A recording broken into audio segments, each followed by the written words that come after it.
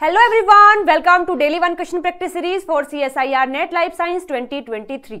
आइए वीडियो शुरू करते हैं और देखते हैं आज कौन से क्वेश्चन को हम प्रैक्टिस करने वाले हैं। तो देखिएगा आज की इस वीडियो में जो क्वेश्चन हमारे सामने है ये जून 2021 शिफ्ट 2 का क्वेश्चन है और यूनिट नंबर 4 यानी कि सेल कम्युनिकेशन और सेल सिग्नलिंग का क्वेश्चन है। यहाँ पर आपको एक डायग्राम दिया गया है और आपसे पूछा है with reference to the signalling pathway shown above which one of the following option correctly identifies the intracellular components. यानी आपको ये सिग्नलिंग पाथवे दिया है और आपसे पूछा है कि यहाँ पर जो ए दिया है वो क्या है, बी क्या है, सी क्या है और डी क्या है। आपको मैच करके बताना है कि कौन सा आंसर यहाँ सही होगा। ठीक है, चलिए तो क्वेश्चन हमने देख लिया है, अब बात करते हैं इसके आंसर की। तो क्वेश्चन में आपको ये जो डायग्राम दिया हुआ है ये रेस मैप काइनेज जो पाथवे होता है जो आरटीके से चलता है उसके बारे में दिया है, जिसको हम ईआरके पाथवे भी बोलते हैं। ठीक है, तो सबसे पहले मैं आपको इसका जो ओरिजिनल पाथवे है वो समझा देती हूँ। ये है आरटीके रिसेप्टर, यानी कि यहाँ पर जो सारा सिग्नलिंग है वो इस रिसेप्टर की हेल्प से चलता है। जैसे ही इस रिसेप्टर पर आकर ग्रोथ फैक्टर या फिर इसका जो कोई भी लिगेंड है वो आकर बाइंड करता है तो ये आरटीके एक्टिवेट हो जाता है, क्योंकि उस पर ऐड हो जाते हैं फोस्फेट। जैसे ही यहाँ पर फोस्फेट का एडिशन होता है ये एक्टिव होता है। एक्टिव होने के बाद जो GRB2 है वो आकर यहाँ बाइंड हो जाता है। फिर ये GRB2 एक्टिवेट करता है SOS को और ये SOS जो रेस GDP है उसको कन्वर्ट कर देता है इन रेस GTP में, क्योंकि GDP वाला फॉर्म इनएक्टिव होता है, GTP फॉर्म एक्टिव होती है। तो अब जो रेस है वो एक्टिवेट हो चुका है क्योंकि इसके पास GTP आ गई है।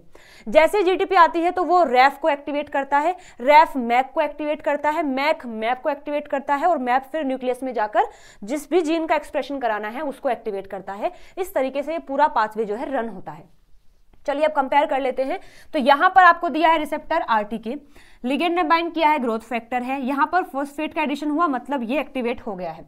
इसके बाद जो ए है वो क्या होगा, देखो यहाँ से ए जो है ये हो जाएगा GRB2, आप देख सकते हैं GRB2 ए है। इसके बाद इसने किया है बी को एक्टिवेट, तो बी यहाँ पर क्या हो जाएगा SOS हो जाएगा, बी यहाँ पर SOS हो जाएगा। इसके बाद जो एक्टिवेट हुआ है वो सी, यानी कि सी क्या है, ये है रेस GDP, ये रेस GDP है और ये एक्टिवेट हुआ है इन रेस GTP, यानी सी क्या होगा, सी हो जाएगा रेस GTP। ठीक है, रेस GTP। इसके बाद फिर इसने एक को एक्टिवेट किया है, फिर दूसरे को एक्टिवेट किया है और ये जो डी है ये अंदर गया है और यहाँ पर मतलब न्यूक्लियस के अंदर गया है और यहाँ अंदर कौन जाता है, मैप। तो ये जो डी है ये हो जाएगा मैप, MAP, मैप। तो ये डी हो जाएगा मैप और मैप को ERK भी बोलते हैं, तो यहाँ हम ERK भी लिख सकते हैं।